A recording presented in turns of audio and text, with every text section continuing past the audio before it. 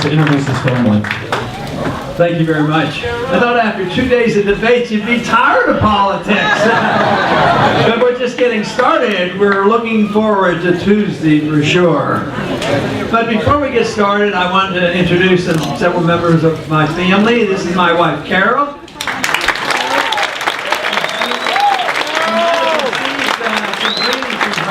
She's sent out a lot of cookbooks here lately. And also, my daughter-in-law Peggy is here. And her daughter, Linda. And we also had the arrival of the son who celebrated his birthday yesterday, Senator Rand Paul.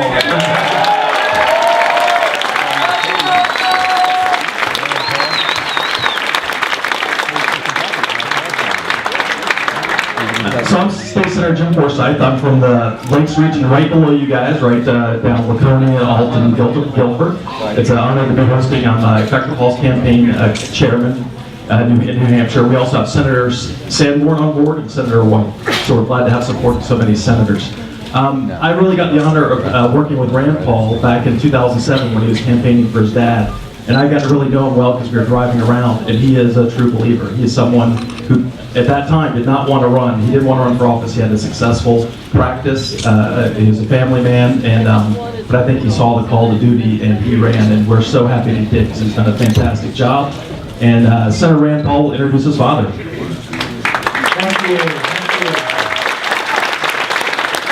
What a crowd. What a crowd. Anybody here for Ron Paul already?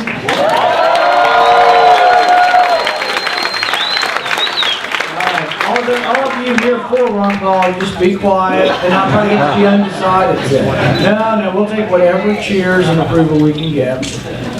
Many years ago, Reagan was getting ready to go to a summit with Gorbachev. And he told his staff he was going to tell this story. And his staff said, oh no, if you do it, there'll be an international incident. And Reagan did anyway, went ahead and told this story. It seems that there was an accountant in Moscow. And this accountant had wanted to buy a car, so he saved up his money for years and years, because nobody had much money in the Soviet Union. There was only one car dealer, it was the state. It was like a crummy, piece of crap car, but it was a car nonetheless.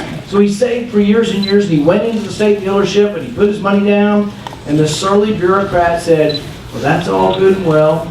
Come back in 10 years and you can pick up your car. And the accountant didn't miss a beat. He said, well, will that be on a Tuesday or a Wednesday? And the surly bureaucrat looked at him and said, I told you it'll be 10 years. Do you want to know if it'll be a Tuesday or Wednesday? He said, yeah, the plumber's coming on Wednesday and I don't want to miss it. Now, when I first started telling that story, I thought, well, people in America won't get it because how could we ever conceive of the government owning our car dealerships and our car manufacturers? But you know the new acronym or the new abbreviation for GM, right? Government Motors. We've come a long way, but we've been going a long way really in the wrong direction. We've been going towards the government owning businesses, owning banks, bailing out people who made bad decisions. Anybody here think that a banker who makes $100 million a year on Wall Street or $10 million a year on Wall Street, if he makes a bad decision and he's going bankrupt, that we should bail him out so he gets a $10 million bonus the next year? Anybody believe that? No! I got started running as part of the Tea Party movement in 2010 because I was unhappy with Republicans. I was unhappy with Republicans who doubled the debt under George Bush, who doubled the size of the Department of Education, and then had the audacity to vote for this bank bailout. So that's why I got involved. People say, you can't run and say Republicans are doing a bad job and get elected as a Republican. But I guess you can, because it makes a difference what kind of Republican we get. I tell people, the Republican Party is an empty vessel unless we imbue it with values. Now you've got a lot of candidates running around New Hampshire saying they're Reagan conservatives. But Reagan would be rolling over in his grave to hear people say they're Reagan conservatives when they voted to double the size of the Department of Education, which half of them on the stage did, when they supported an individual mandate, the linchpin of Obamacare, when they supported foreign aid around the world. All of these things are inconsistent with the conservative wing of our party. There's only been one candidate who through the years has voted against the spending bill, against the appropriation bills, who has voted for a balanced budget amendment, who has opposed and never voted for any budget that wasn't balanced. Now some of them will say, oh, I've never voted for Planned Parenthood. Everyone on the stage voted for all those budgets that always had money for Planned Parenthood.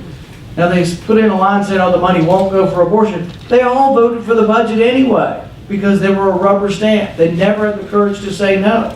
But there has been somebody in Washington who's had the courage to vote no, who's been one of the few candidates who has voted no, sometimes even by himself. There's only been one candidate in Washington who's never been accused of flip-flopping.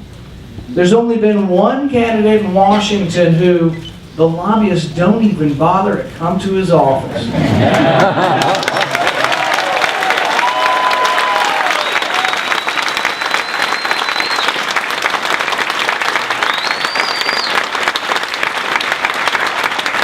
And there's only one candidate, and this is the anomaly that bugs the heck out of people, and they can't understand it. They can't understand this narrative because they want to paint Ron Paul as someone who doesn't believe in a strong national defense, and it's absolutely untrue. You know who the soldiers trust with their money and their contributions more than any other candidate? Ron Paul.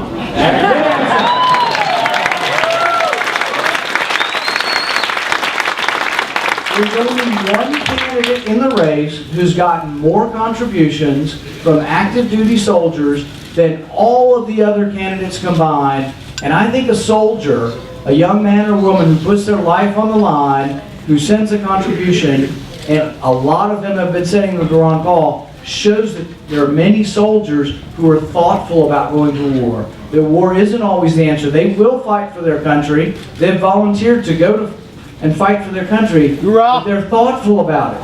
They're very thoughtful about it, and they know that they're putting their life on the line, and they want to have a commander-in-chief who will have the same thoughtfulness, and I give you that new and hopefully commander-in-chief, my father, Ron Paul.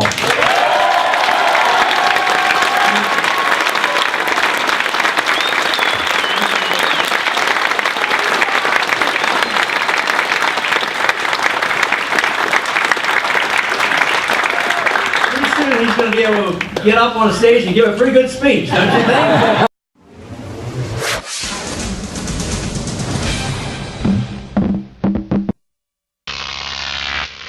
GrokTV.